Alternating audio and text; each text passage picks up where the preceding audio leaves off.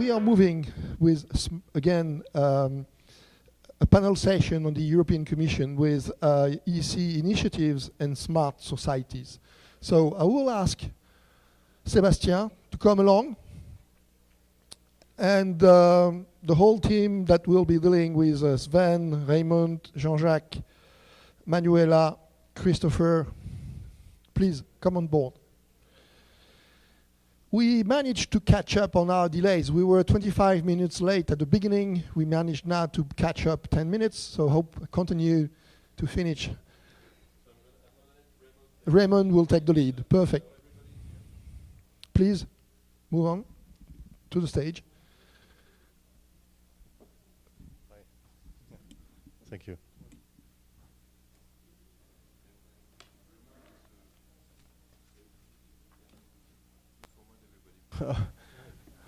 Okay, hello, ladies and gentlemen. The few left.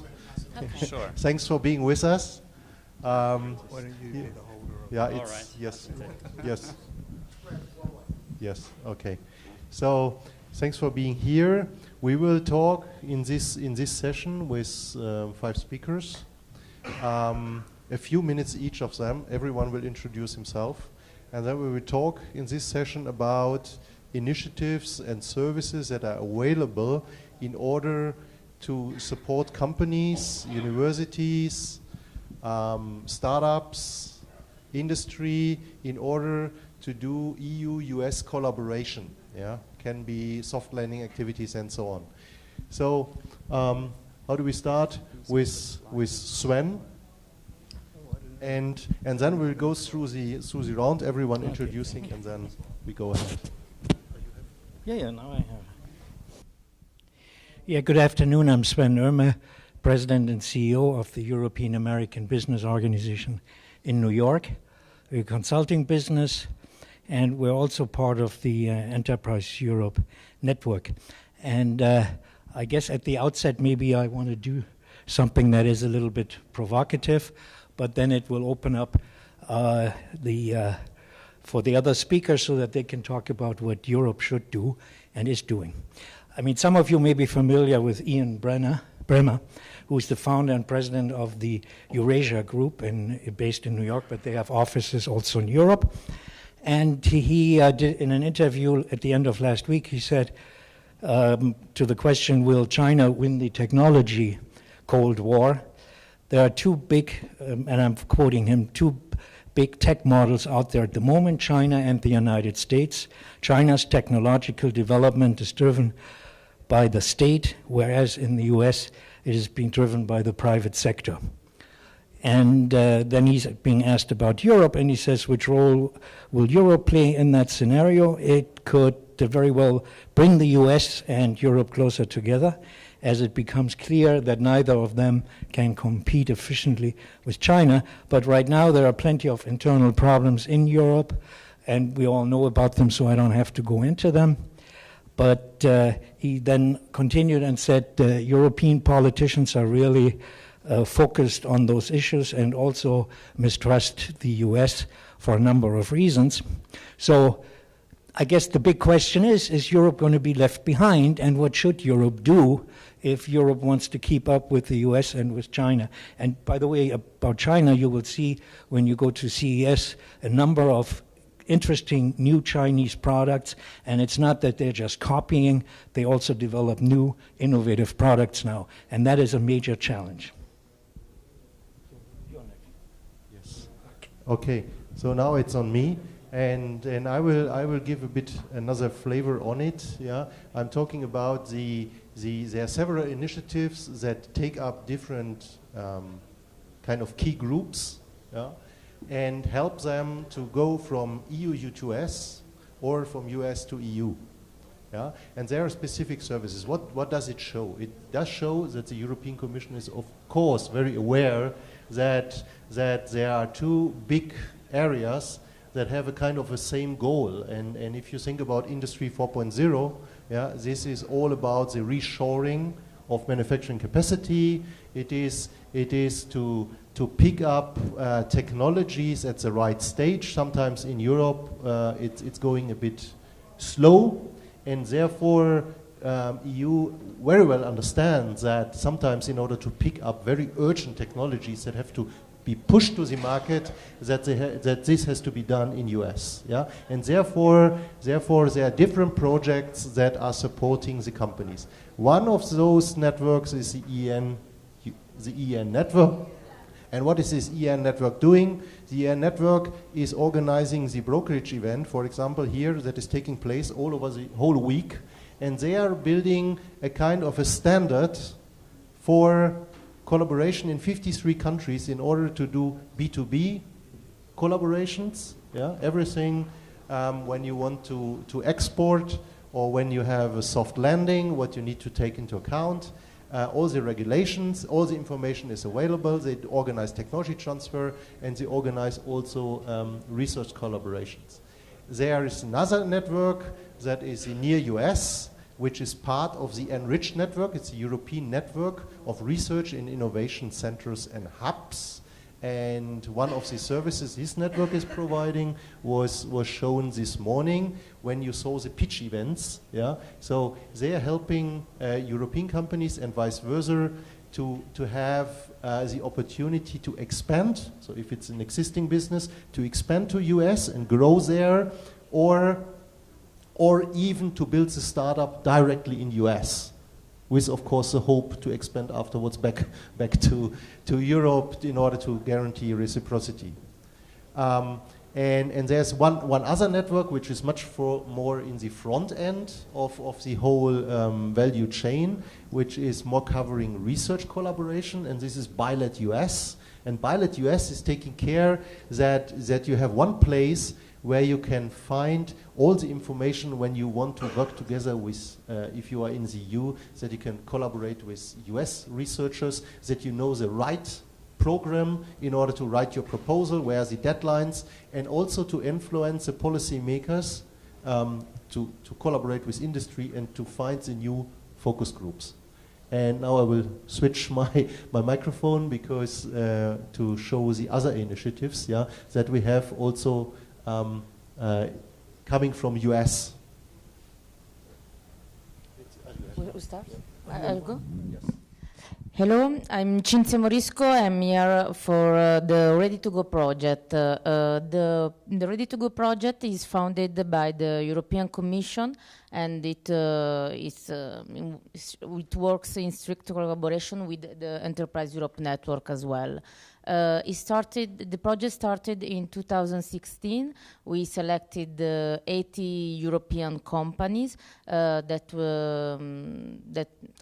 wanted to go abroad and approach 5 new markets. One of these markets was exactly the United States, and we selected the Matchfest and the CES for them, because these companies are in the ICT sector and are very active, and in this moment we are talking about around 20 companies. They're having meetings here at the Matchfest.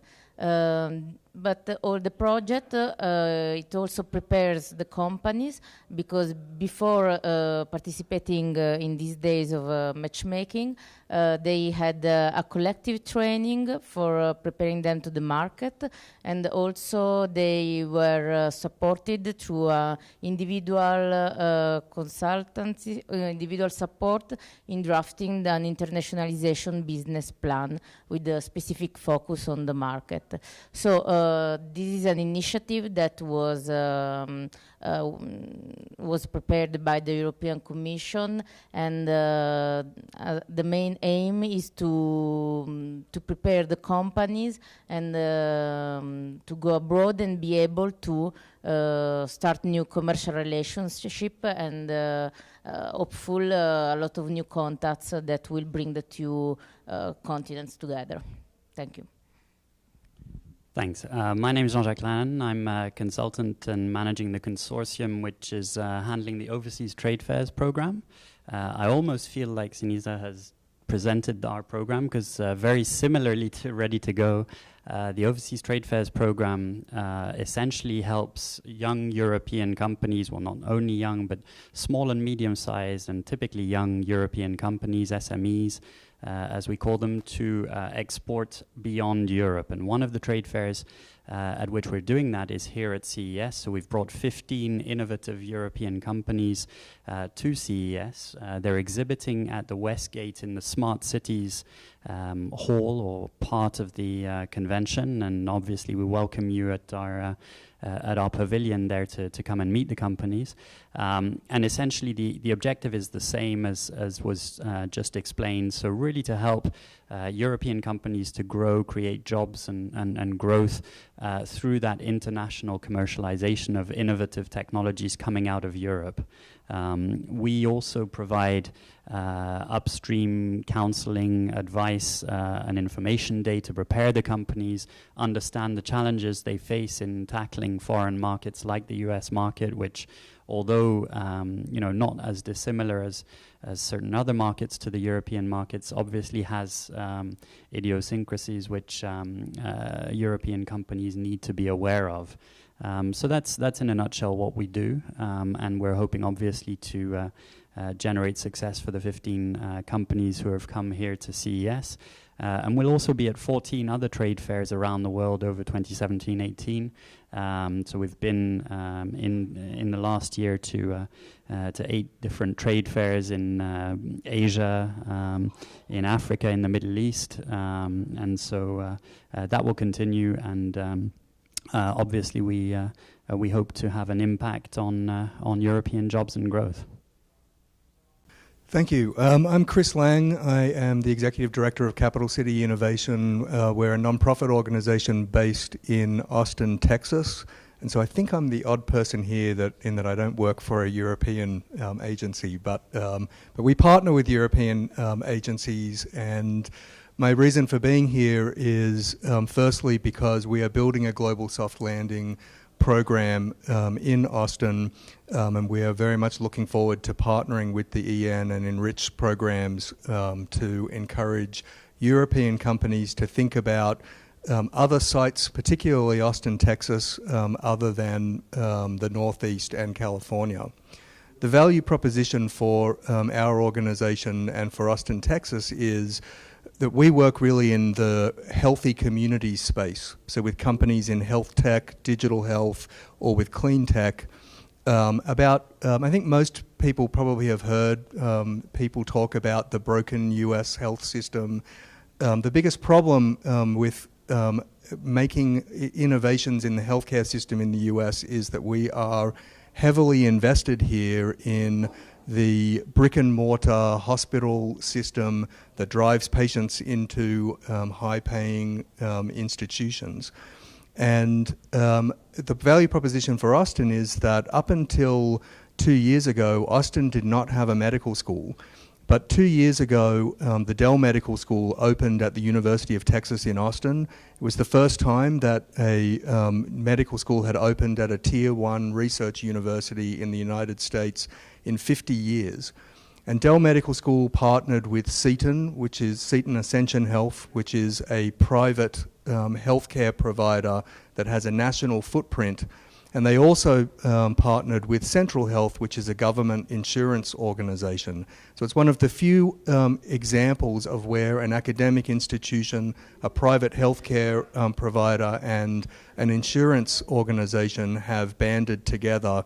And they have created Capital City Innovation as a way of attracting companies to come and work with their consortium on innovations that could help to impact the idea of healthy communities in value-based care and in ways that are focused much more on prevention and on patient-oriented care than they are on emergency rooms and intensive care. So our simple message to companies is, if you have an innovation that you think could impact the way in which care is provided or healthy communities are approached, then you need to be in Austin. And I'm looking forward to hopefully seeing lots of European companies there in the future. Okay. Thanks a lot. Just one clarification, because he said you're the only one that is not from EU institutions. Yeah, I have to correct that, because we are all from private companies. Yeah, and we are engaged in this business because we are convinced, or we are authorized on behalf of the European Commission in order to run their programs as a private company. I think this is a call for tender principle. Yeah. And it works very well. Yeah, it's much better to let the private company execute a program than an agency. Yeah, I'm pretty convinced on that one.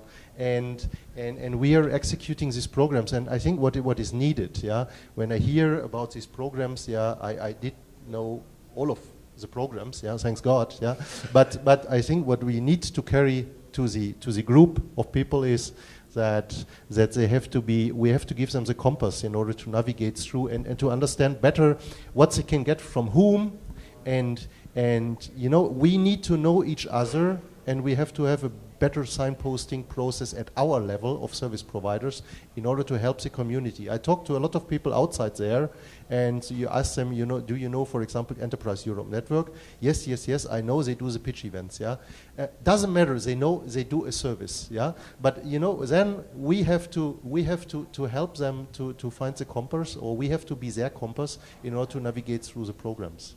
Yeah. You want to add something, or? We are just 4 minutes. Yeah, okay, we have 2 minutes more. Yeah, you want to add something? You're fine? Yeah. So I think let me just add one thing, because we have given these 2 minutes. Yeah, I think what is important in all these service areas is that we start to standardize our services and better collaborate on that.